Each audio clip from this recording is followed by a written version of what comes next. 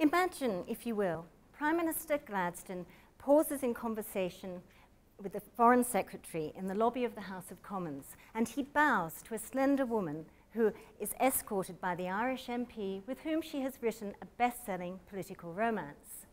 Her Parisian silk gown swishes sibilantly as she greets the Prime Minister, and although her striking face is concealed by her gauzy veil, she smiles.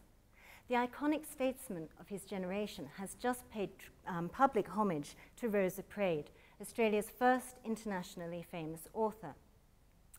The anecdote is something of a parable for my doctoral research, releasing narratives locked in the past and justifying their relevance to the present.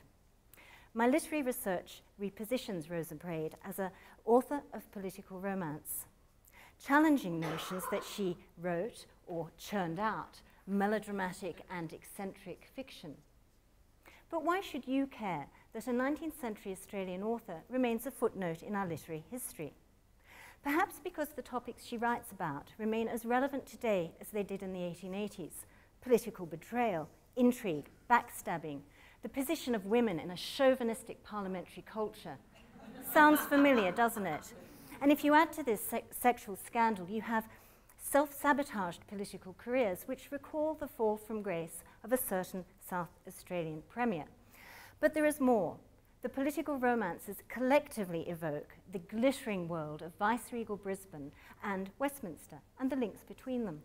The lovely slide of a Government House ball at Brisbane epitomises the mise-en-scène of the political romances, the public venues where political and sexual and social scandal intrigue converge, thus highlighting the overlaps rather than separation, as the Victorian theorists fondly claimed, of the private and public spheres. Rosa masterfully integrates psychological and social threads so that at the core of each narrative lies not a turgid political monologue, but a living human drama. She writes with the authority of Anthony Trollope, but remains passionately Australian, which for me is so important as an expatriate. So if for me as a researcher, Rosa's political romances showcase a lost genre of her writing for the Australian canon, then perhaps for you, even more important, in that perennial search for a good read, they offer a narrative and literary cornucopia. Thank you very much.